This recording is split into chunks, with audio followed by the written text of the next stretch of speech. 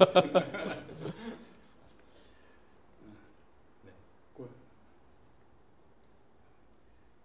그 선한 목자 교회 의료 선교팀과도 매우 깊은 연관이 있는 걸로 알고 계신데, 네네. 그 점에 대해서 좀 말씀해 주시죠. 예, 선한 목자 교회에서도 계속해서 우리 몽골 그 교회 또 몽골 성도들을 진료도 해주고 그리고 약품도 나눠주고 그 많은 그 도움을 주고 있습니다.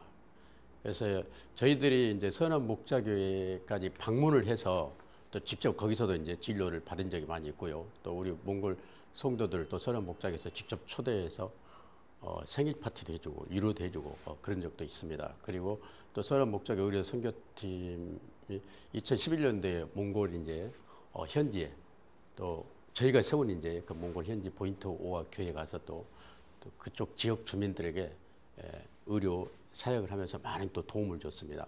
그리고 선한 목자교 의료 선교팀에서 지금까지 또 한국에 있는 우리 그 몽골 근로자들과 유학생들 그 몽골인들에게 계속 이렇게 치료를 해주고 계속 약품도 나눠주고 그리스도의 사랑을 전하고 있습니다. 그 현재 어떤 사역을 하고 계신지요? 지금 이제 주로 이제 몽골인들 이제 한국어 공부라든지 또는 이제 그 임금처벌 문제 또 공장에서 일을 하다가 너무 이제 적성이 안 맞아서 힘들어서 이제 여성 같은 경우에 또 갑자기 그만두는 경우가 있어요. 그러면 또 일자리 때문에 굉장히 또 힘들고 어려워합니다. 그러면 이제 일자리 노동부에 데리고 가서 일자리를 또 이제 안내해 주는 문제, 또 출입국 업무라든지 또는 학교 입학시키는 거, 그리고 또 아픈 사람 이제 갑자기 일하다가 많이 이제 다치거나 아프거나 그러거든요. 그러면 그 몽골 근로자들을 데리고 병원에 가서 치료를 받을 수 있도록 또 이렇게 도움을 주고 있습니다. 또 그리고 또 한국에서 이제 와서 예수님 믿고 이제 교회를 다니면서 어떤 자기가 이제 앞으로 몽골에 가서 전도 활동하고 싶다 이런 성도들이 있으면 또 신학 공부나 성교 공부를 시켜서 그렇게 또 제자로도 양육도 하고 있습니다. 그 중에서 중점 사역이 있다면 무엇이 있는지? 중점 사역은 일단은 이게 근로자들이다 보이고 또 이제 고향을 떠나서 살고 있기 때문에 다 나그네들이거든요.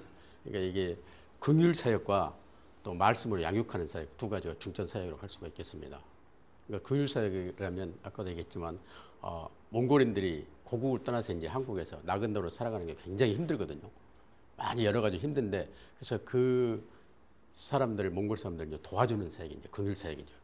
자기들이 스스로 할 수 없는 것들 이런 어려운 분들을 도와주는 거고 그리고 이제 그런 이제 긍휼 사역을 계속 하는과 동시에 이제 그분들이 이제 교회를 이제 오거든요. 이제 도와주고 전도를 하면 그러면 교회에서 또 말씀으로 양육을 해서 이 사람들이 또 신앙생활을 잘 할 수 있도록 이렇게 중점적으로 그 사역을 하고 있습니다. 사역을 하시는 데 있어서 하나님이 주신 특별한 마음이 있으신지? 제가 처음에는 저는 몽골 사역을 생각을 안 하고 있었습니다. 제가 처음에는 98년도에 그 이제 탈북자 선교를 하기 위해서 기도를 하고 있었는데 하나님께서 그런 한국에 와 있는 몽골 근로자를 만나게 해주시면서 그래서 그래서 몽골 근로자를 만나서 몽골에 대한 소식을 듣게 됐어요. 그러니까 그때 당시에 몽골에 복음이 들어간 지가 얼마 안 됐고 지금까지 해서 약 20년밖에 안 됐으니까 그때 당시에는 한 10년도 안 됐죠. 복음 들어간 지가. 그리고 몽골 국민 전체의 그 예수 그리스도를 믿는 그 인구가 0.5% 정도밖에 안 됐어요. 그래서 굉장히 지금 복음이 필요한 나라구나 이런 그 제가 마음을 갖게 됐고 그래서 그 몽골인들이 그때부터 그 예수님의 사랑으로 몽골인들을 제가 사랑하게 됐습니다.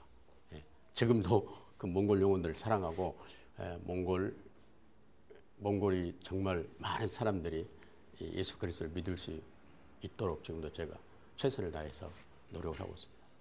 네, 그 혹시 사역하시면서 기뻤던 적, 또 힘들었던 일들을 네, 뭐 기뻤던 적이 이제 여러 가지가 있지만 그래도 이제 가장 기뻤던 것은 이 몽골 사람들을 도와주면서 그 사람들이 교회에 와서 예수님을 믿고 그리고 이제 고백을 하고 이분들이 또 고국에 돌아가서 자기 가족들에게 전도하고 이런 걸 제가 목격했을 때 가장 기뻤어요. 그게 가장 기뻤고 또 이제 제가 이런 적이 있었습니다. 몽골에 가서 제가 이제 그 지방에 전도 여행을 떠났어요. 시골에 울란바토르 시에서 굉장히 먼 이제 시골에 전도 여행을 떠났는데 그 몽골에는 이제 그 초원지대가 많아요. 그래서 이제 차들도 막 초원으로 막 달려가고 있는데 거기에 이제 그 길가에 식당이 이렇게 전통 몽골 게르 이제 집처럼 생겨 내렸는데 식당들이 있는데 잠깐 그쪽에서 이제 쉬어가게 해서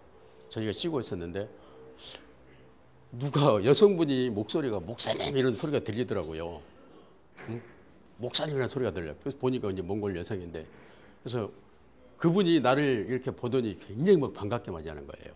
굉장히 그 몽골 시골인데 저도 깜짝 놀랐죠. 그러면서 그냥 이분이 한국에 제가 있을 때 한국에서 어려웠을 때 나를 도와주신 분이다. 월급을 못 받을 때 월급을 받아주고 일자리가 없었을 때 일자리를 해주고 그러면서 자기 가족들한테 다 이렇게 소개를 시켜주고 그래서 내가 얼마나 기뻤는지 모릅니다. 그 시골에서 만나서. 그래서 또 그 가족들에게 복음을 전하고 이런 일이 있었습니다. 그리고 가장 힘들었던 이제 일들은 아무래도 이제 그 문화 차이로 이제 살아가는데 가장 힘들었던 거고 몽골 사람들은 그 유목민들의 그런 특성이 있기 때문에 갑자기 이제 떠나는 그런 일들이 많이 있어요. 그래서 이제 전도를 해서 이제 이 성도가 교회에 어느 정도 정착을 하겠다, 교회에 도움이 되겠다 이런 마음을 가지고 있으면 갑자기 떠납니다. 떠날 때는 말이 없어요. 몽골 분들이 한국 사람은 가면 간다, 오면 온다 이런 게 있는데 몽골 분들은 그런 게 없습니다. 그냥 떠나고 그리고 떠나고 나면 연락이 안 되는 경우가 상당히 많아요.